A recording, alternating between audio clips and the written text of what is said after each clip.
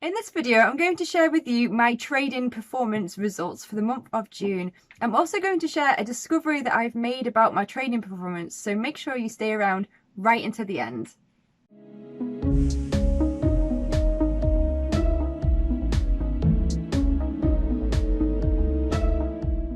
Hi everybody, I'm Emily from the channel Mindfully Trading. If you're new to the channel, I share my journey as I become a profitable trader trading Forex. And before we jump onto the computer to look at my trading data, I just want to reflect a little bit of my goals for the month of June. So before I transitioned to trading with live money, I completed 30 days in the demo, and as a result, I made 36% on my account. And I've been thinking about that quite a lot because since I've gone live, I've not had the same results yet. And I know what you're thinking, it's so different when you're in a demo, and in some ways it's a lot easier because you don't have the emotions and the psychological side that you do experience when you trade with real money. But still, it proved that I was able to make money when I was in the demo. So I was thinking about this and I was wondering, why am I going wrong? Why am I not making the same returns now that I'm using real money? Well, I analysed when I started trading with live money back in May, and initially the first few trades that I took were losers. So straight away it put me back. It set me back, it put me in the red on my account, and since then I've been having this, a couple of steps forwards, a couple of steps backwards performance results with my trading, and I haven't actually gotten back to my account threshold yet that I started with. So needless to say, in June, I made some pretty big changes on my account. First of all, I focused a lot on risk management because when I started, I was actually risking 3% of my account in order to make 4.5 or sometimes 6%. Whereas now I've actually changed that up a bit, and instead of risking 3%, I've been risking 1%. I've brought my risk right down because I've decided that I need to get consistent first. Once I'm consistent, then I can maybe risk a little bit more, but until then I need to prove that I'm worth risking a little bit more, and I need to get some results coming in that are worthy of more risk. So I've reduced my risk right down. I need to remember that my goal is not to make money at the moment, it is to make consistent positive results, and more importantly, it's to manage my losers. Because for me at the moment, my main goal is to continue to survive whilst I am trading with live money, to give myself time so that I can practice trading Forex in the live environment, so that I can experience all the aspects that you need to when trading, including the psychology and the emotions, as well as the strategies and the technicals. So reducing my risk has really helped for this, and as a complete bonus, the broker that I'm using, I don't have any fees or commissions to worry about, so I'm not really worried about making money. I'm just able to use this as a learning experience to get that really important experience and knowledge and skills that I need to become profitable. Secondly, as well as managing my risk, I've also been focusing my attention on my strategy, which led me to the revelation that I mentioned before, but I'm going to share that with you in a little bit more detail later on in the video. First, let's jump on the computer and let's break down my trading data for the month of June.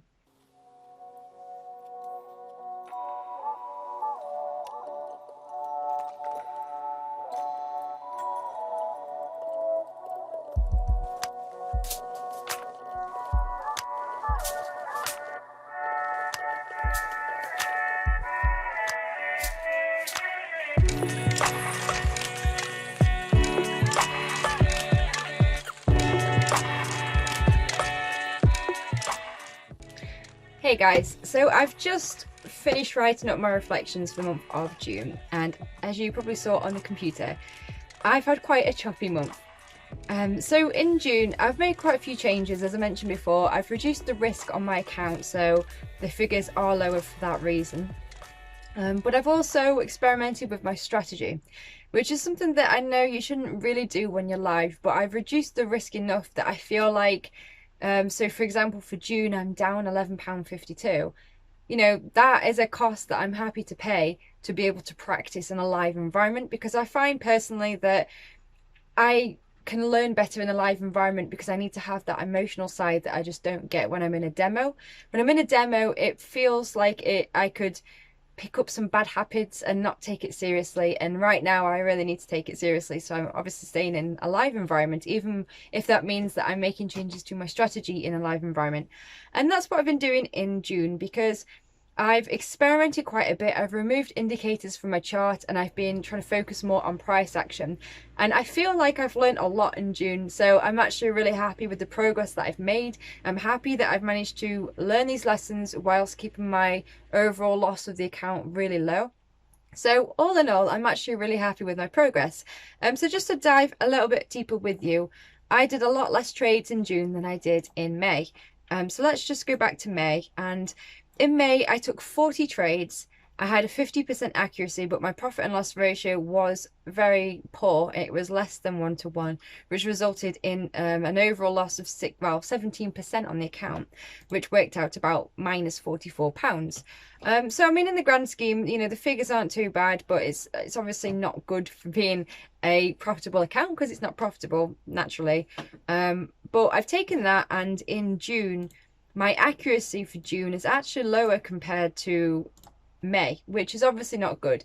Accuracy, I feel that is more in line with technical analysis and strategy. And as I said, I have been playing around with that aspect in June, so I'm not entirely surprised that accuracy is low, but I can understand why it's low, so I'm not too worried about that because I can also have an idea of how I can improve it. But more importantly, my profit and loss ratio is a lot better in June than it was in May. So in May, it was less than 1, and in June, it's been 1.3-to-1. So I'm actually really happy with that because that is a result of managing my risk better, which was actually my main goal for June, was to increase that profit and loss figure, and I've done that. So this is really positive to see that I've actually managed to tackle a goal for the month of May and I've achieved it for the month of June. So I'm really proud of that, to be honest. I've taken a lot less trades in June because I have been experimenting, so I've not been over trading. I've had 11 wins and I've had 17 losers. So overall it has been a red month, but overall it's been minus 2.5% on my account, and that works out roughly around about minus £11.52. So just to break this down further onto the weekly review, this is the daily records. And by the way, if you like the spreadsheet that I'm using, I do have a link in the description below where you can download the trade tracker review pack. That includes this daily record sheet here, and it also has sheets for the whole year along with this weekly review pack here. And there's also a monthly sheet, so you can grab that below if you want one of those. But just to continue breaking down June, and let's have a look at the weekly review here. And you can see that there was actually quite a few days where I didn't trade. So I did say before that I traded a lot less than I did in May, which is probably why I've had a lower result here as well. I had a big loser the first day. This first day was actually where I was still risking 3% per trade. So that, I believe, was one losing trade. If I just go back onto the first day. Oh no, here we go, two days here. I had one breakout and then one loser. But you can see the difference in reducing my risk. It's really helped because risking 3% meant I was having an average loser of £14. Whereas now risking 1%, my average loser is roughly around about minus £4.50. So it really does help to take the emotions out, and it gives me the ability to practice and learn without really being afraid of losing too much, because I've reduced that, which is really good. I think that's helped a lot, to be honest. But this first day was still higher risk, which is why I've taken started the month off with quite a big loss there. And then I had 2 green weeks, which is great.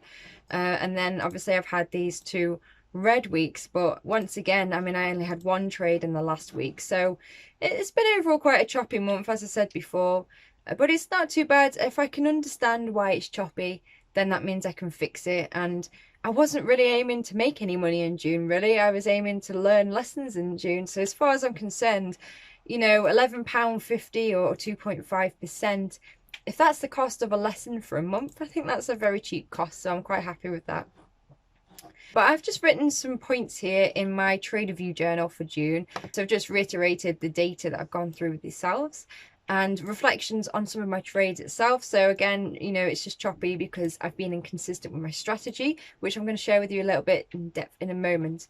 And I've reduced my risk, which is good because I've traded less. And then obviously I've also been experimenting with removing indicators. So I have done a few things differently this month, which explains the lower level of accuracy. A few points though, just to continue adding to my arsenal of things I need to improve upon. I need to be aware to not cut my winners too short, you know, focus on my patience. And to do that, One of the goals for July that I've set is to integrate more mindfulness and meditation to help with patience and focus, which is something I used to do quite religiously on a daily basis, and I've slipped out of that habit. So I do know I need to do that. I do a lot of yoga and I do have mindfulness moments throughout the day, but for me, in the past with my trading performance, I feel like just sitting and meditating seems to be the best way for me to really bring it down a notch, you know, open my mind up, become more aware of my emotions and get into a space where I have an edge on the market. So I'm going to try and do that in July. A few further points here is just to look at the larger time frames for confirmation before I actually get into a trade, which is quite a good one. I noticed a few of my trades are really poor quality. Once I then looked in the 4-hourly chart, I could clearly see that I'd got the wrong idea. So I do want to refer to the larger time frames more before I take an entry on a position. And then most importantly is to trust the plan and let it work, which is something that I don't always do. I sometimes have a habit of interfering with my trades and sabotaging myself. So I'm going to try to follow my plan and let it work, follow my strategy exactly, because if it doesn't work, then at least I can learn from there what I need to learn. If it doesn't work, I know that the problem lies in my strategy, but at the moment, if it's not working, the problem is lying in myself because I'm interfering, and that's where the mindfulness and the meditation come in. So that's my goals for July. I'm going to write those down and put them on post-it notes on my laptops. I think I've tried to keep my desk tidy, but now I think I'm getting to that space where I need to start sticking post-it notes everywhere to remind myself what my goals are, what I need to make a habit of, what I need to stop doing, that kind of thing. So all in all, I'm not surprised that it's red in June, but I'm quite happy with that. I've learned a lot, and another month down and my account is still alive, and that is the most important thing for me at the moment as a beginner Forex trader. So I mentioned earlier about the breakthrough that I've recently gone through in my trading performance. And this is very much to do with poring over past data, in particular the data that I had when I was in the demo.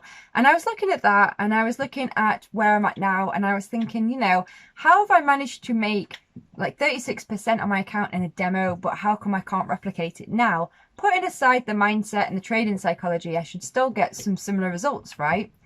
And then I realised when I was looking at this that when I was in the demo, I followed a very strict trading plan and strategy, and it worked, and I repeated that, and that was how I got the results. And when I went live, the first few trades that I did were red, and from then, strangely enough, I changed my strategy, and I haven't realised this until now. But this is one of the emotional sides to trading that I've had before, and it's a fear of failure, a fear of you losing, where when you experience those losing days, it makes you question a strategy. And I know I've done this before, but I hadn't clicked that I'm actually doing it now, which is really frustrating, but at the same time empowering, because it means I can change this. But basically, I'd looked over this data and realised that I'd stopped following my strategy that I was following in the demo because I questioned it. Instead of trusting that it was the ebb and flow of the market, you know, you have losing days and you have winning days. And as long as the winning days are greater than the losing days, you end up being profitable. So it's supposed to be simple, right? But when I went through these losing days live, I then questioned it, and from then changed my strategy. And from then I've come to this point now. And I think a lot of that is because I kind of came up with the plan and the strategy in the demo, and I didn't have anybody actually tell me that's what it was. So there was an element of myself that doubted that sort of didn't have the confidence in it, felt like I was missing something. But the truth is, you don't necessarily need to do a course to learn these things. I mean, I've already done a course, I've learned warrior trading, but I felt like maybe I needed to do some course in Forex. The breakthrough that I had is that I've recently finished reading this amazing book that I definitely recommend. I've got a link below to it. It's called The Candlestick Trading Bible, and you can get a copy of it for only a few quid on Kindle on Amazon. It's well worth the read, and it goes into detail on price action, and in particular it kind of gives 4 different aspects of the strategies that are in the book. I might go into it a little bit more in a separate video and share the strategies, but the interesting thing that I found was that I was reading this book and I was realising that the strategies in this book were so similar to the strategy that I was using when I was trading in the demo, which was amazing. I had my strategy, but I just didn't realise it. So now What I'm going to do for July is I'm going to bring it all together. I'm going to utilize my risk management. I'm going to focus on the strategy and the plan that I had in the demo. And I'm going to try to be mindful and also incorporate the elements of trading psychology so that I don't trade my emotions. And I'm going to carry on. In fact, next week, I'm thinking of creating a video to share with you guys. Let me know in the comments below if you like the sound of it. But I'm basically going to go through the trading plan template that I have available to download for free. And I'm going to fill out with my trading plan and strategy that I use in the demo. And I'm going to probably stick it on the wall behind me so that I can see it every time I sit down before I trade to remind myself what I'm looking for and to try and enforce those goals for my trading performance. But as always, I'm continuing to walk this path of growing and improving as a Forex trader. I hope you've enjoyed this video. Do drop me a like if you have, and don't forget to subscribe below if you want to catch more videos. Thanks guys. Bye.